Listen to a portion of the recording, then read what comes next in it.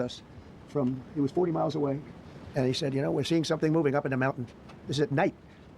And they kept the camera on him for 45 minutes. He wasn't moving, and they said, you know, probably wrong, but we're seeing something moving. This is a vast mountain, vast, thick, with bushes, trees. He said, we see something moving 40 miles away. It was the head of a human being, I'm telling you, it's moving. And then all of a sudden, 45 minutes later, he moved a lot. He stood up, and they said, we have him. And that was really the beginning of something incredible. We had an idea where he was, but not specifically. That's a big mountain. So I want to thank the CIA, too. I don't think they get enough credit for the great job they've done. Yes, please. Yes. Thank you very much, Mr. President, for this great opportunity. Country, it has super army. You make a difference, Mr. President. Thank you for your greatest leadership. Thank you. I have two quick questions, Mr. President. What was your reaction when you learned that Kurdistan region had resumed exporting oil to the international market with your support as United States of America? Well, I expected that. We've gotten along with the Kurds for a long time, so I expected that. Another question, what would be your reaction if the Iranian people rise up against their regime during a ceasefire, Mr. President? Well, they should do it, but again, the consequences are great. I mean, they were told, if you protest, you will be shot immediately. You saw what happened to the young wrestler. He was a great champion, by the way. He was a great wrestler, one of the top in the world. And he and his two friends were hung. And all they did was say a little bit about liberty. They wanted liberty, and they were violently executed. But the number is up to probably 45,000 people were killed. So, you know, when somebody stays in a house, when they know if they walk out of the house to protest, they'll be immediately shot and killed. And they issued that, you know, that was publicly issued. It's not a secret. That's why so many people say, oh, well, why are you doing this way? We can't let Iran have a nuclear weapon. You know, we got regime change. We do. We're dealing with a much different regime than before. We're dealing with different people. They're smarter. I think they're sharper and far less radical. We have regime change, but we didn't do this for regime change. We did it for the fact, and my view was very simple. I saw somebody said, oh, he doesn't have a plan. I have the best plan of all, but I'm not going to tell you what my plan is. You know, they want me to say, here's my plan. We're going to attack at 9:47 in the morning, and then we're going to do this, and then we're going to, and if you don't do that, they say, I have a plan. These people know what the plan is. Everybody here knows what the plan is, but it's very unfair to say, because I don't mind being insulted. I've been insulted for many years by the fake news, but you can't. It's so bad for the people that are so you just saw two great, and John Ratcliffe, three unbelievable people. They have a plan. Every single thing has been thought out by all of us. But I can't reveal the plan to the media. So, you know, but we're just thrilled by the success of this operation. Yes, please. Thank you, Mr. President. You've said Iranians would be mad if you stopped these attacks, but why would they want you to blow up their infrastructure, to cut off their power? Wouldn't that be punishing Iranians for the actions of the regime? They would be willing to, and it's suffering, they would be willing to suffer that in order to have freedom. The Iranians have, and we've had numerous intercepts. Please keep bombing. Bombs that are dropping near their homes. Please keep bombing. Do it. And these are people that are living where the bombs are exploding. And when we leave and we're not hitting those areas, they're saying, please come back, come back, come back. These are the people. Who the fuck is saying that? Who the fuck is saying that? My pause game is amazing. Who the fuck is saying that? I have never heard somebody say, please keep bombing me. Keep bombing me. And while you're at it, bomb our infrastructure. Take out our electricity so we fuck up our water supply. Like, who says that? Yo, this administration be lying, bro. I want to see the person that's literally out there saying, please keep bombing. Please bomb another school of children. Like, what the fuck? I don't know what they do. All I can tell you is they want freedom. They have lived in a world that you know nothing about. It's a violent, horrible world where if you protest, you are shot. Remember the great woman protest where they had 400,000, 500,000 women, and they were all enthused and they were going to protest, and everybody said, oh, the regime's going to come to an end. And then all of a sudden, boom, boom, 5, 6 different areas. A woman would go down right between the eyes. They had snipers. They had 5 snipers. That's all it took. And those 400,000 or 500,000 women said, oh my God, what's that?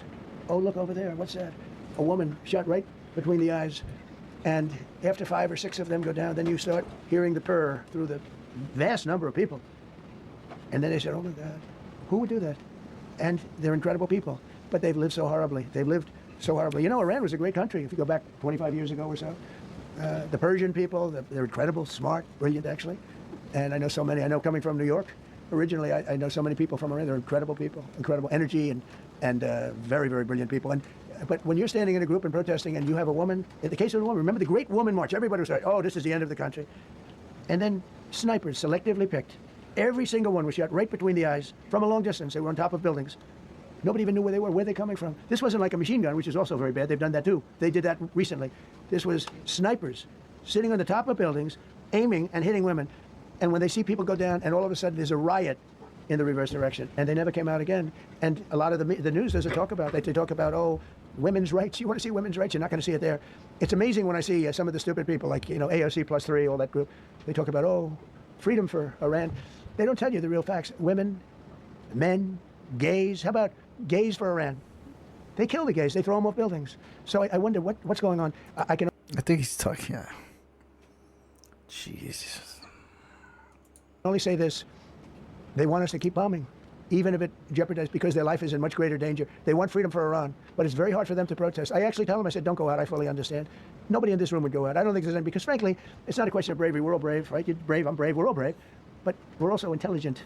If you have people shooting at you, expert shots, with the best rifles you can get, and hitting you right between the eyes every single time, and you're looking here, and you're seeing, and you're looking here, you're out of there. I don't care who it is. Please. Mark Meredith, Fox News. I know that. Oh, thank you. Go ahead. America's watching. Can we go back to the weekend? First off, was everyone on board with the operation, or were there people that were trying to talk you out of going through with the operation this weekend? Not everybody was on board. Somebody else within? No, there was military people, very professional, that preferred not doing it. These two were totally on board, which was very important. They weren't, it would have had a little difficulty. But no, there were military people that said, you just don't do this. You don't go into the heart of a very powerful military. You know, this is, hey, you have countries and countries. You have some countries where military is not their strong suit. This whole thing is militarized like nobody's ever seen before. Half the people are wearing uniforms. And we had people within the military. Usually it's not done. That's one of the reasons. You know, I was surprised. Somebody said it's the only time it's ever been done. I said, that's not possible. But it is possible, because you're going into hundreds of thousands of soldiers along the path. I mean, look at some of the helicopters, how they got hit. So yeah, there were people within the military that said it's a wise. And don't forget, how many men did you send altogether, approximately, for the operation? I'd love to keep that a secret. Okay, well, but I will tell you the number. I'll keep it a secret. But it was hundreds and hundreds of these people. That's very good. Is he central casting? But hundreds of people went into this journey. Hundreds of people could have been killed. Forget about the equipment. A lot of equipment. Wait, was that? It wasn't a direct ballpark, but I mean, like, what? Nobody cares. Hundreds of people could have been killed. So we had people that were within the military that said this is not a wise, and I understood that, but I decided to do it. Was there a point that that you were thinking there's too much on the line, and somebody was saying maybe we abort this now and wait? I mean, given the resource like the general said, it seemed like there was so much on the line here. You must have been thinking, well, this could have completely changed. So the first one, which was in many ways as dangerous as the second, I guess it gets, because we're flying over daylight. You know, we're the best at the world at night. We have goggles that nobody. We have goggles. I've tried them. Unbelievable. I see better with the goggles at night than I see without them during daylight. I mean, daylight today, we have a beautiful day. You see just as well with goggles. In many ways, it's enhanced. So we have the best in the world. So it's much safer for us to do it at night, whereas other people, no other country has that capability. They don't have that particular piece of equipment like we do. But when I was told, flying and in daylight, I think we flew 7 hours over Iran, and that's a long time, over unbelievably hostile territory where they have nothing but weapons. We took out their anti-aircraft, which is great. We took out their radar, which is great. We took out a lot, but they still have, you know, what hit this one was a handheld shoulder missile, heat-seeking missile. So it's not like, you know, they're totally whatever. And they had probably a little luck, because you got to get lucky. But they shot it, and it got sucked in right by the engine. But these guys were out of there. They were great. Their timing was great. But no, I was told that this is a very dangerous mission. I understand. They didn't say it's a foolish mission. They said, you know, we're going to be sacrificing hundreds of people to do this. This is, I mean, you have tankers that are flying over this area so that because the flight was so long, they had to refuel. It's a very dangerous mission. I just felt it was worth it. If you would have told me that we would have been successful, gotten both, and nobody was even essentially injured, I would have said that would be impossible. Yeah. Mr. President, thank you very much. Thank you, sir. Welcome back to you. Okay. Given that you are now dealing, you say, with a more reasonable, less extreme leadership in Iran, what does that mean for the protesters, for the human rights movement in that country after this conflict? Well, What's your positive. expectation? Yeah, if they assume control, if we do something and they assume control, I think it's very positive, a big step. I don't think you'd see the radicalization that you have seen in the last. Look what happened. I mean, women are being executed because they're not properly clothed, they say. They're not properly clothed, and they execute the women. They shoot them right on the street. No, you have a much different group of people. Now, I'm not saying we are dealing with them. Essentially, they have till 8 o'clock tomorrow night, Eastern time. But we are dealing with them. I think it's going well. Mr. Witkoff is here. And JD's involved in the... What's going to happen at 8 o'clock Eastern time? That's in 23 hours. Mr. Witkoff is sitting right here, and I think it's going fine. Start a clock. We'll have to see. You have to understand, we've been dealing with these people for 47 years. I'm standing here with a much more powerful Iran as of a month ago, not anymore. Right now, they are decapitated. But I'm standing here a month ago with a much more powerful Iran than it was at any point during 47 years. This should have been handled by 7 presidents, a lot of presidents. And those presidents are saying now, every one of us, including yourself, we should have done this a long time ago. So it's not something I like doing. It's very dangerous, and we're getting them at the height of their strength. If I didn't terminate the Barack Hussein Obama Iran nuclear deal, they would have had a, don't forget, that was a path to a nuclear weapon. Remember this. He chose Iran over Israel, pure and simple. How Israel can vote for a Democrat is if you're Jewish in New York City or any place else in this country, and how you can vote for a Democrat is unbelievable, because he chose Iran, a very hostile Iran. Remember when he filled up a 757 with cash, billions of dollars of cash, and he sent it over to them. Then they gave them tens of billions of dollars. He chose Iran over Israel. Hold on. There's a lot of fucking context missing. First of all, that's crazy to say. That if you're Jewish, what the fuck? Now, is somebody gonna hold that same fucking what is that? The energy they had for Joe Biden, saying that if you don't vote for me, you're not black. He's saying if you're Jewish and you voted Democrat, basically, what the fuck? Because he's saying he chose Israel over them, or he chose Iran over Israel. No, he wanted to prevent a nuclear Iran, which would have been even more worse for Israel. This doesn't make any sense. None of it makes any sense. That's some crazy ass shit to say. And really the Arab world, if you look, because, you know, the other, Saudi Arabia, Qatar, UAE, I mean, you take a look. I mean, I can add Kuwait and I can add Bahrain, and you can add others. He chose such an unlikely candidate. Nobody could believe it. Frankly, if you're going to choose between Iraq and Iran, he should have befriended Iraq. He went in the exact opposite direction of all thinking, and he made a terrible mistake. But that was a road to a nuclear weapon. And when I terminated that, everyone said, "Oh, he terminated it. It was one of the best things we ever did because he had a road to a nuclear weapon." And it was a very short-term deal. You know, countries don't do 10-year deals. Countries do hundreds of years. You don't do a 10-year deal. For a country, this isn't, you're a landlord, you're renting a store. Fuck, this shit would have been in place when you got in office. You could have fucking renegotiated with Iran, because I would sure that Iran would probably have negotiated over this. We pushed them to the edge. When you corner somebody, this is exactly what happens. Let me turn this bitch down real quick. Yeah, because like this. The crazy part about this is that the JCPOA was created to prevent a nuclear Iran. The fact that we pulled out of the JCPOA in 2018 and decided to use maximum pressure. One, we went against the agreement. After we left, Iran looked at the United States and said, "You violated the agreement. There's no reason for us to honor this agreement." Because the agreement was signed by like six nations at the same time. I compare it to Captain Planet. Summoning Captain Planet is a contract. If the guy that does Heart, and he decides to say one day, "Man, fuck it, I don't feel like it. I'm leaving, I'm packing up, I'm pro pollution," or whatever. You can't summon Captain Planet anymore. So there's no way to summon Captain Planet to stop this from happening now. To stop that glow-in-the-dark guy from fucking shit up. There's no Captain Planet. So when the United States pulled out the fucking deal, Iran was like, okay, if that's how you want to be, you pull out the deal. And not only do you pull out the deal, you put sanctions on them. The negotiations was that they don't build nuclear weapons, in turn for the United States lifting economic sanctions, because the sanctions were harming them economically. This is the biggest problem I have with this whole JCPOA maximum pressure, I pulled out, good for America deal. Because here we are in 2026 when it just could have been negotiated. If you didn't like it, the ultimate businessman, the ultimate deal maker could have sat there with the Iranian government and be like, okay, this is what I want to do. Can we adjust it to this?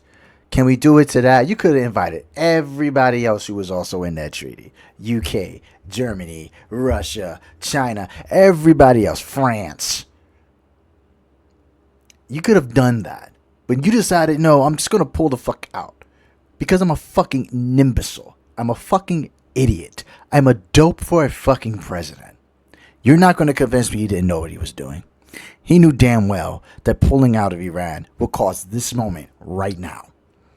He and Benjamin Netanyahu wanted a fucking reason. And they lied to our face to do it. And because a lot of the Americans, or half the Americans here, are gullible, we voted them in, and here we are. We're going to war, spending billions of dollars daily. to fight a war for Israel. So I would have chosen Iran too, because Israel. Door on a certain street, and you give somebody a 5-year or 10-year lease. This is a country. It was a short-term deal. It was ready to expire. I terminated it before it expired. It took a lot of heat, and it was one of the best things I ever did, because he would have had a nuclear weapon. Then he would have had another. Terminated it 8 years before it was expired. What the fuck is he talking about? It was 8 years before it expired. If he would have terminated it last year, that would make sense if you want to rework it. But you fucking terminated 8 years before its initial expiration date, which was this year. So I don't understand why he's talking about, oh, this was just this recent. The nuclear weapon had those beautiful B-2 bombers not gone in 8 months ago and obliterated that site. And by the way, the word is obliteration. CNN said, well, maybe it wasn't complete. It was so complete that they still haven't been able to get it. It was obliteration. So but what are we doing if then? we didn't hit them, that was a courageous decision too, because we had all those planes flying in at night with very little cover, unbelievable stealth planes, and they were able to do their job. If we didn't do that, Iran would have had a nuclear weapon at a high level, either one of those two instances. And if they did, in my opinion, I told this to Bibi Netanyahu yesterday, Israel would have been extinguished. Large portions of the Middle East would have been extinguished, whether it's Saudi Arabia, Qatar, UAE, or others. And you saw that with thousands of missiles raining down upon them. They didn't think they were going to be hit. They thought they'd be watching us fight. And all of a sudden, UAE got hit by 1,500 missiles. He would have taken them out also. And they were powerful. If I didn't come along and terminate the Obama deal, which was terrible, the Iran nuclear deal was a road to a nuclear weapon, a big one, unlimited, legally. I terminated it without even much thought. It was so easy. I terminated that, and then the B-2 bombers. And I did one other thing. I had killed Qasem Soleimani, who was an evil genius. And the reason I did it, I heard he was going to knock out 5 of our military bases. And had he lived, I believe we would be fighting perhaps a different Iran right now, because he's never been replaced, you know. And I did one other, but this one was not picked up. Osama bin Laden. If you read my book, I said you got to take him out 1 year before the World Trade Center came down. So I wish you'd read the book.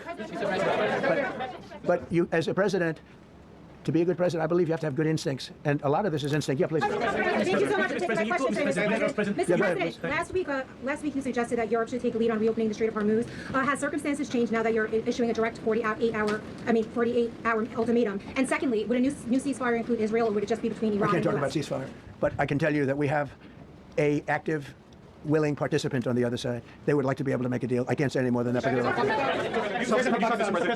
You've listed the goals. Excuse me. Please, go ahead. You've listed the goals. Who are you with? Who are you with? My name is Diakuda. I'm with the largest Kurdish media outlet, Huda Media Network. It's based in Iran. Mr. President, you said before that you don't want the Kurdish forces to enter Iran and be harmed. Do you still want them to stay away, or what role do you expect them to play now? I'd rather have them stay away. I'd rather have them stay away, because I think they bring with them some problems and some difficulties. And I don't think they bring death. I mean, you know, to themselves. But I'd rather have them stay away. Thank you, Mr. President, for the question.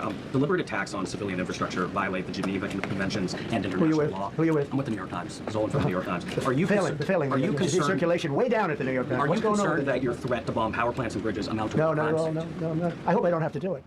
But again, I just said 47 years they've been negotiating with these people. They're great negotiators, and because they're not going to have a nuclear weapon. And if somebody that takes my place someday is weak and ineffective, which possibly that will happen, because we had numerous presidents that were weak, ineffective, and afraid of Iran, we're never going to let Iran have a nuclear weapon. And if you think it's okay for people that are sick of mind, that are tough, smart, and sick, really sick, from a policy standpoint, from a any which way you want to say, mentally, these are disturbed people. If you think I'm going to allow them, and powerful and rich, to have a nuclear weapon, you can tell your friends at the New York Times, not going to happen. That doesn't make any sense. It doesn't make any sense at all. Like, what the fuck is he talking about? Like, rich, powerful, none of that matters, bro. Like, it's like they're not, there's no proof of them having a nuclear weapon. This is my biggest beef with this. Don't lie. You no longer have credibility at the New York Times, because the New York Times said, oh, Trump won't win the election, and I won in a landslide. I won every swing state. New York Times said, oh, Trump won't win the election. New York Times has no credibility. The credibility they have is it used to be all the news that's fit to print. The old gray lady, it was great, but they're running on past fumes, and you can't keep doing that. You have to be able to give the correct news. And people like you, who I know, are fake. You're fake. Go ahead, please. Your messaging on the war has moved from the war is coming to an end to war going to be bombing Iran to the Stone Ages, and we've heard a range of those kind of messages. So which is it? Are you winding this down, or are you escalating? I can't tell you. I don't know. I can't tell. Depends what they do. This is a critical period. They have a period of, well, till tomorrow at 8 o'clock. I gave them an extension. They asked for an extension of 7 days, right? I said, Steve, give them 10 days. 10 days is up actually today, so I gave them 11, I guess, indirectly. I thought it was inappropriate the day after Easter. I want to be a nice person. They have till tomorrow. Now, we'll see what happens. I can tell you they're negotiating, we think, in good faith. We're going to find out. We're getting the help of some incredible countries that want this to be ended because it affects them also. A lot of people are affected by this. But we're giving them till tomorrow, 8 o'clock Eastern Time. And after that, they're going to have no bridges. They're going to have no power plants. Stone Ages, yeah. Stone Ages.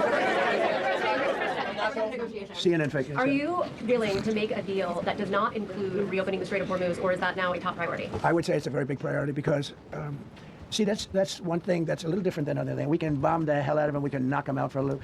But to close the strait, all you need is one terrorist that somehow has a truck loaded with, because you can carry them in trucks, large trucks, a water mine, drop them in the water. And now you tell people that own ships that cost $1 billion to don't worry about the mine. You can do that even just by saying we put mines in the water.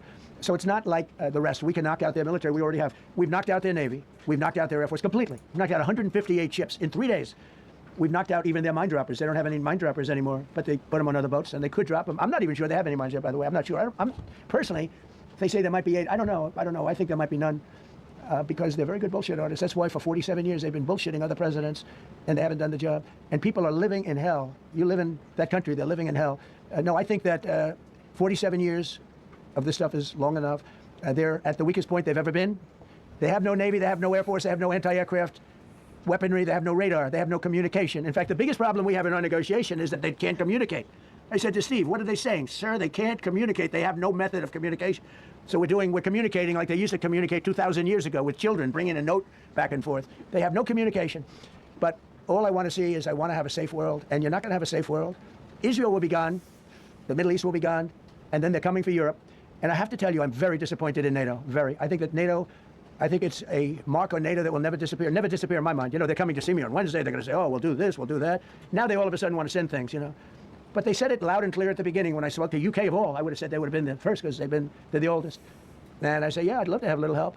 He said, no, sir, we'd rather wait till you win. I said, I don't need help after we win. They have 2 old broken aircraft carriers, barely work.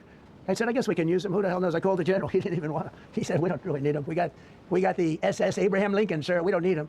You know, we have, in terms of technology, we had one day 101 missiles going at 2,700 miles an hour aimed at the Abraham Lincoln. 101 missiles. Out of 101 missiles, 101 missiles were shot down. Unbelievable technology. 10 years ago, 5 years ago, I don't know if that would have been possible, but 10 years ago, that wouldn't have been possible. 101 missiles heading to a ship that's not that far off the coast. And out of the 101 missiles, we shot down all 101. We have weaponry. The Patriots are unbelievable. We have weaponry that's unbelievable, yeah. Go ahead, please. Yes. Thank you, Mr. President. You said earlier today during the egg roll that you would like to take Iran's oil, but Americans want U.S. forces home. Correct. What's that trade-off? If I had my choice, yeah, because I'm a businessman first. With Venezuela, as you know, the war was over in about 45 minutes. And we have great people running Venezuela, very good people. I mean, the relationship is good. And we are a partner with Venezuela.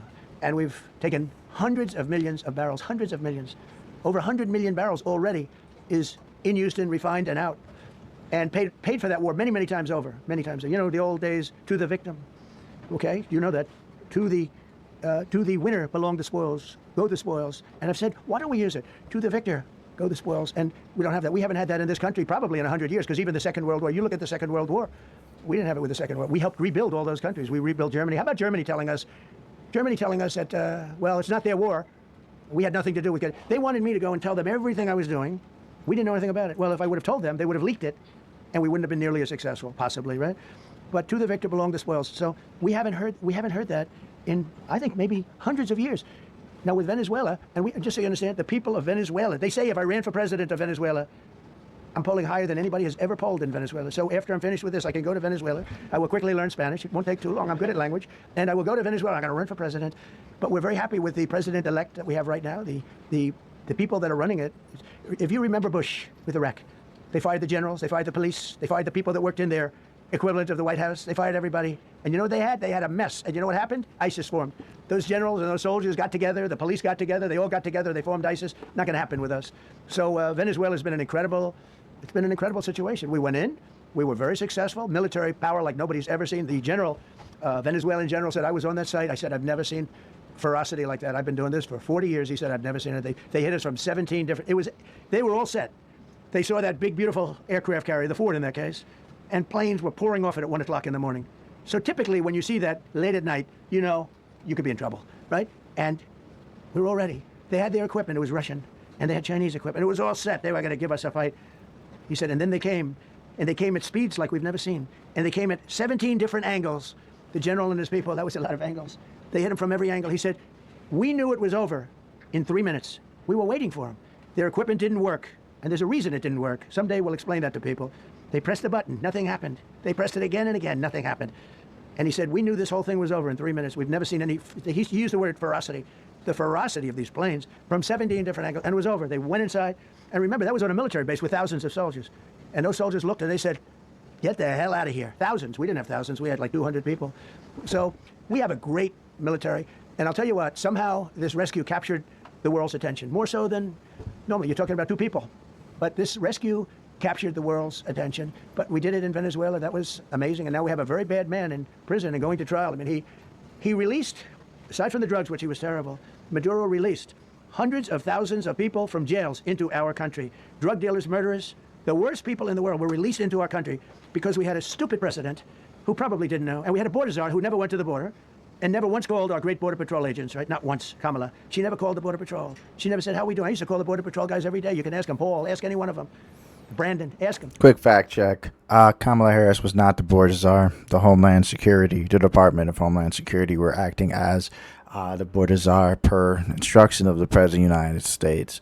Kamala Harris was targeted with trying to fix the actual problem, not just the leak. The leak was a responsibility of the Department of Homeland Security. So she did visit the border. She actually went over the border to actually talk to the nations or the places where the majority of immigration, undocumented people coming across the border illegally, it's coming from. That's what Kamala Harris was doing. All the time. How are we doing? How are we doing? And we now, I'm proud to say, have a totally sealed border. 9 months, nobody is coming through our border. And nobody even tries because they know they're not going to get through. So we don't have caravans anymore. So maybe 1 or 2 more and we'll be done. Mr. President, are you allowed to, or are you willing to end this conflict with Iran charging tolls for passage through the strait? Us charging tolls? Iran. What about us charging tolls? Is that something you're considering? I'd rather do that than let them have them, right? Why shouldn't we? We're the winner. We won, okay? They are militarily defeated. The only thing they have is the psychology of, oh, we're going to drop a couple of mines in the water, all right? No, we have a concept where we'll charge tolls, okay? I thought you meant us. Your question would have been more accurate if you said us. Go ahead. So just to clarify, in order for Iran to successfully meet your deadline tomorrow, do they have to make a deal, open the strait, or both? We have to have a deal that's acceptable to me. And part of that deal is going to be, we want free traffic of oil and everything else. Thank you very much. You've said glory be to God in this conflict. Do you believe that God supports the United States actions in this I do, war? because And God is good, because God is good, and God wants to see people taken care of. God doesn't like what's happening. I don't like what's happening. Everyone says, I don't enjoy this. I don't enjoy it. These 2 guys don't enjoy it. You know, people say, oh boy, they're so tough. I don't like seeing people killed. I've ended 8 wars. Nobody's ever done it. The person who won the Nobel Prize came to me and said, you deserve the Nobel Prize. She announced that. When they announced, they said, goes to Maria. She's a great person, really a good person. She said, no. This is ridiculous. They gave me the Nobel Prize. President Trump ended 8 wars. I could go over every one of them, including India and Pakistan, where the Prime Minister of Pakistan said, President Trump saved from 30 to 50 million lives. That makes me much happier than what we're doing right now.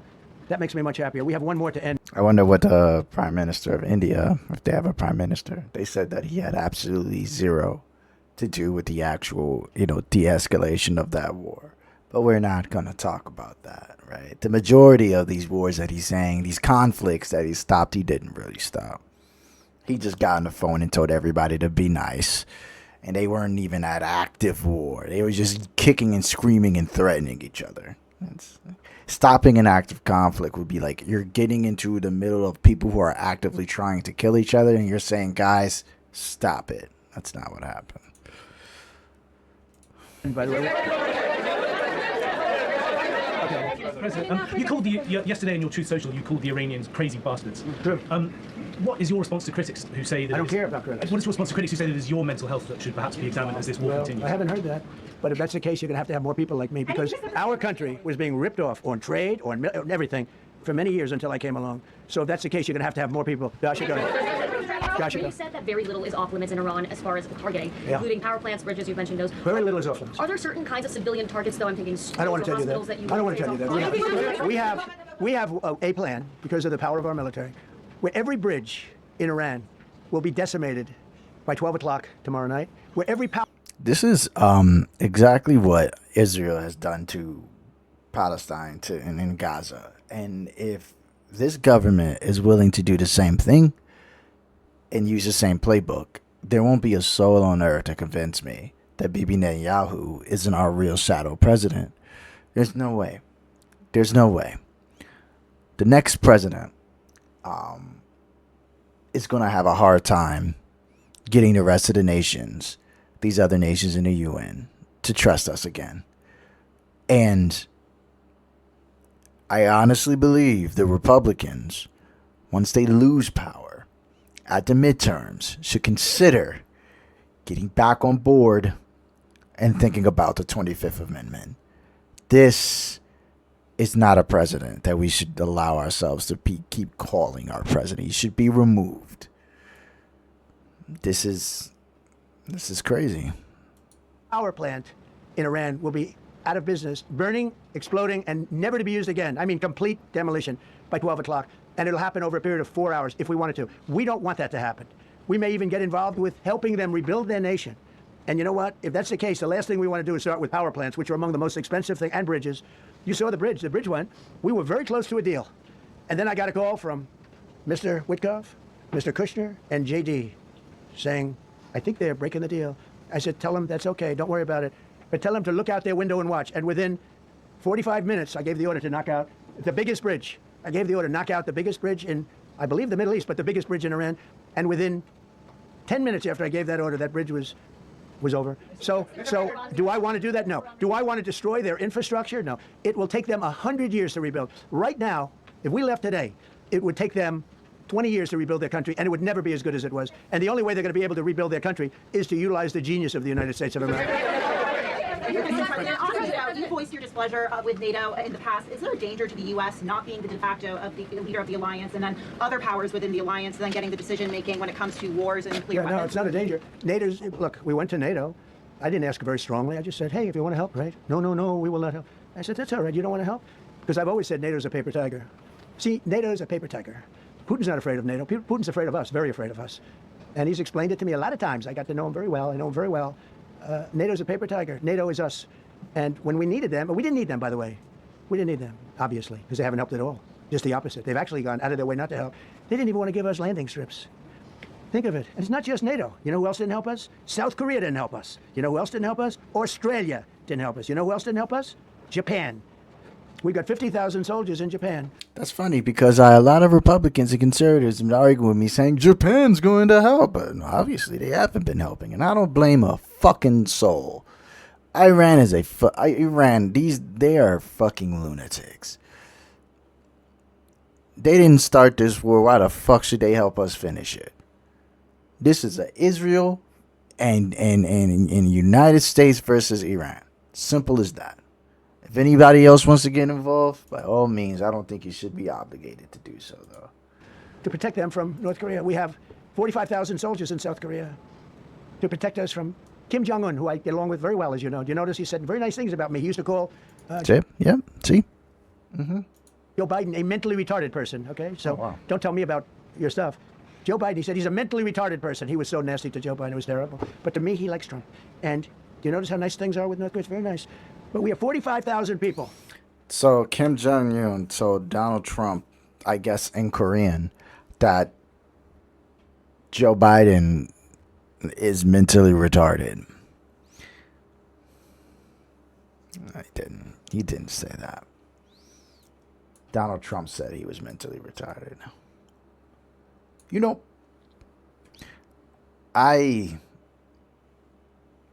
there's nothing I can do. I voted the way I voted because I knew this was going to happen. People voted the way they voted because maybe they wanted this to happen. I don't know. But, you know, it is what it is. Soldiers in harm's way, and right next to Kim Jong-un with a lot of nuclear weapons, 45, which should have never happened. If a certain president, I'm not going to mention this president because I happen to like him, believe it or not, but if a certain president did his job, Kim Jong-un would not have nuclear weapons right now, but they were all afraid to do their job properly. But just to conclude and just to finish, Japan didn't help us, Australia didn't help us, South Korea didn't help us, and then you get to NATO, NATO didn't help us. There were some countries that did. Now, countries that have been good, now you could also say they're got to be a little bit more involved because they're in the territory, but Saudi Arabia has been excellent, Qatar has been excellent, UAE has been excellent, Bahrain, Kuwait. I mean, Kuwait did shoot down 3 of our planes. The only planes, really, that we lost with friendly fire, they call it. I call it unfriendly fire. They unfortunately didn't know how to use our great Patriots. The pilot said, what kind of a missile's coming at us? Patriot. Boom, they got out.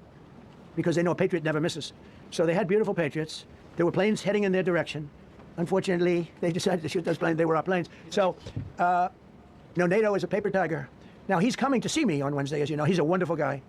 Secretary General is great. And Mark Rutte, he's a great person, but he's got... And you know, it all began with, if you want to know the truth, Greenland. We want Greenland. They don't want to give it to us, and I said, bye-bye. Okay, thank you very much, everybody. Thank you. That's crazy. All of this shit started with Greenland. All roads come back to Greenland. This sick son of a bitch. That is weird.